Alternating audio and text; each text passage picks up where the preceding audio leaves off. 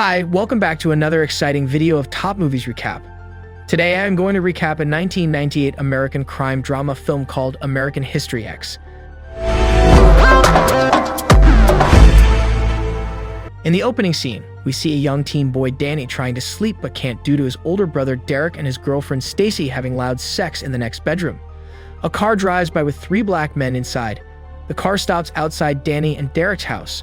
It then shows Derek is caressing Stacy's naked body. Danny is then slowly turning in his sleep. The 3 black men slowly get out of their car. One goes over to Derek's truck and the other by his house. The one black man then smashes Derek's truck window, awaking Danny. Derek and Stacy are then seen in yet another sexual position, her moaning becoming faster. Danny slowly gets up and peers out from his bedroom window. He sees the man that broke Derek's truck window inside looking around. This startles Danny, so he runs into his brother's room to find Stacy riding Derek in the cowgirl position.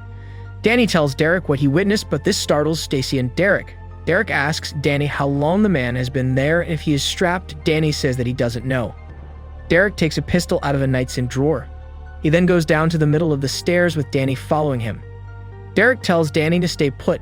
Derek then goes to the door and peers out of the peephole. He then kicks the door in and shoots the one black man twice. The man falls down. The other black man makes a run for it, but Derek fires 3 shots from his gun, hitting the man with 2 of them. The other is uninjured and takes off in Derek's truck. Derek fires multiple shots at the truck, breaking the back window. Danny looks down and sees the black man injured from the gunshot wounds. Derek then starts to angrily walk toward him, his arm raised as if to gun whip him. In present time, we see Danny is now sitting in the principal's office waiting to be summoned. As we move into the office, we hear and see Danny's history teacher, Mr. Murray, explaining to the principal, Dr. Robert Sweeney, that Danny wrote a book report on Mein Kampf, Hitler's autobiography that details his anti-Semitic beliefs. Murray tells Dr. Sweeney that he is offended by Danny's gesture and he wants to see him punished. Instead, Sweeney asks Murray to leave and asks Danny to step in. With an American flag toothpick hanging from his mouth, Danny steps into the office and sits down. Dr. Sweeney begins yelling at Danny, telling him that writing what he did is offensive and he only did it because his brother influenced him in that way. Danny argues, of course, but in the end, Sweeney wins and tells him that he is now his new history teacher. The class is called American History X, and the next assignment is due tomorrow morning. A paper on his brother, Derek, who is currently incarcerated. The next scene opens in the school bathroom with 3 black boys beating up a white boy for telling the teacher that one of them cheated. Suddenly, Danny appears out of one of the stalls and demands that they stop. One boy, Henry, argues with him, but Danny simply blows the smoke from his cigarette into his face. The boys leave. Danny helps the white kid from the ground and tells him that he needs to learn to stand up for himself, and they leave. Soon we see Danny walking home from school through a park where some black men are playing basketball. One is Henry. We hear Danny begin to narrate the scene, and we learn that before Derek went to jail, the white kids in the neighborhood didn't have to be afraid of the black kids because Derek made the area safe. The next scenes are flashbacks explaining Derek's journey from a suburban white kid to a vengeance-seeking white supremacist. When Danny and Derek were younger, a black drug dealer shot their father, a firefighter, while he was doing his job. Soon after that, a middle-aged white supremacist, Cameron Alexander, sought out Derek, hoping to begin a new movement throughout the suburban white youth culture. Cameron convinced Derek that what happened to his father was an act of racism by the black man and it wasn't right, and he, or any other white kid, shouldn't be scared. Derek, a natural leader and brilliant orator, began rounding up scared suburban white kids for his new gang and telling them that there was nothing to be afraid of anymore. This new craze became so popular among the kids of Venice Beach that Derek soon became an icon. His legacy started then and continued even throughout the time he spent in jail. The night Derek was arrested, 3 young black men were trying to break into his car. Danny hears them and informs his brother. Derek rushed downstairs, gun in hand, and opened the door and began shooting the men, killing 2 of the 3. Derek then demanded the last man to put his upper teeth on the curb and not move. He then ruthlessly kills him by stomping on the back of his head. Almost immediately after, the police arrive and take Derek away, who submits to them without a fight. As he's handcuffed, Danny sees that Derek has a very telling smile on his face. Later, while Danny attempts to take Sweeney's assignment, he reflects on the fact that if he'd been called into court to testify against his brother would have been convicted of first-degree murder and drawn a much harsher sentence. In jail, Derek tries to find a group of people to hang out with as protection from the Hispanic and black prisoners. Not too long after arriving, he finds a group of white supremacists that accept him. As time went by, Derek noticed and starts to realize the compromises men made to stay ahead in the jail because the supremacists were a minority. They paid a non-white gang to keep them safe. When he learned that a fellow white supremacist was doing favors for a Mexican man, he became enraged and stopped interacting with the group. Later, Derek was assigned laundry duty with a black inmate named Lamont. Lamont was friendly toward Derek, but Derek was not friendly back at first. Soon Lamont and Derek began to befriend each other and became good acquaintances.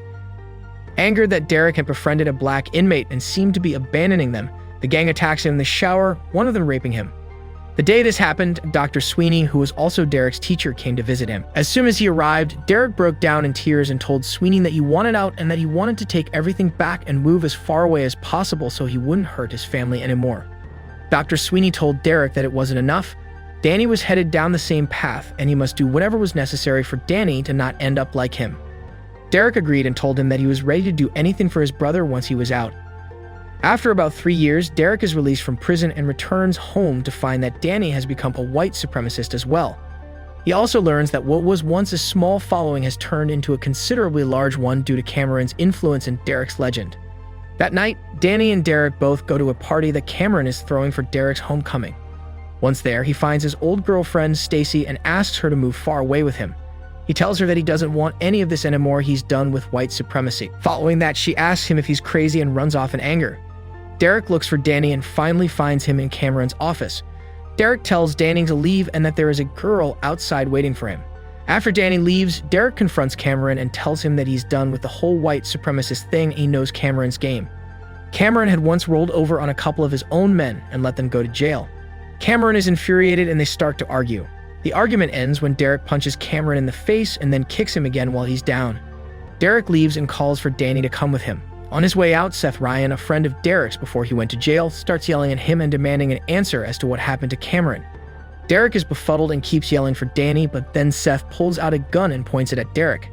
Stacy begins to yell from the side, "Shoot him, shoot him," and Seth continues to get closer and closer. Just as Seth is about to do it, Derek grabs the gun and points it up, then pushes him and tells him to step away. Derek calls Danny and starts to run away with the gun in hand. Danny soon catches up to him and Derek begins to explain his life in prison and his change in attitude.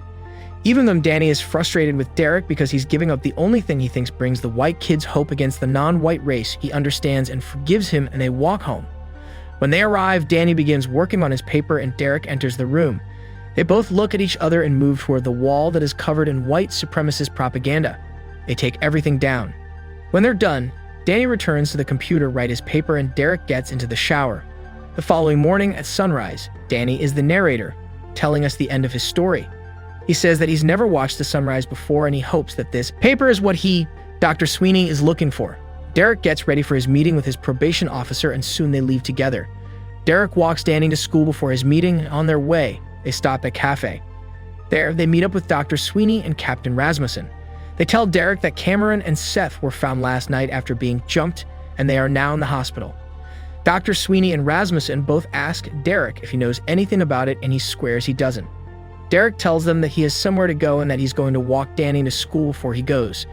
They set off on their way. As Derek is dropping him off, he staggers over words and finally says, "I'll see you at home." Danny departs for the front doors and Derek heads down the street. While he's walking, the audience can sense the fear in Derek. At the same time, Danny enters the bathroom just before class starts. What Danny doesn't know is that Henry is in the bathroom as well. He raises a gun and shoots Danny a number of times as blood spatters against the bathroom stall. He falls to the ground lifeless. Next, we see Derek is in the bathroom with Danny. He sits with him and holds his body close to his, extremely distraught. The only things we can hear between sobs are the remarks Derek is making to himself about what he's done. Immediately after, Danny's voice takes over as narrator and we hear the closing statement of the paper he's written about his brother. So I guess this is where I tell you what I learned, my conclusion, right? Well, my conclusion is hate is baggage. Life's too short to be pissed off all the time. It's just not worth it. Derek says it's always good to end a paper with a quote. He says someone else has already said it best. So if you can't top it, steal from them and go out strong. So I picked a guy I thought you'd like. We're not enemies, but friends. We must not be enemies. Though passion may have strained, it must not break our bonds of affection. The mystic chords of memory will swell when again touched, as surely they will be by the better angels of our nature. We see an image of Venice Beach as waves crash over the sunset and the credits start to roll. We hope you enjoyed our today's video. If you did like this video, smash that like button and subscribe to our channel to stay up to date with the latest and interesting videos.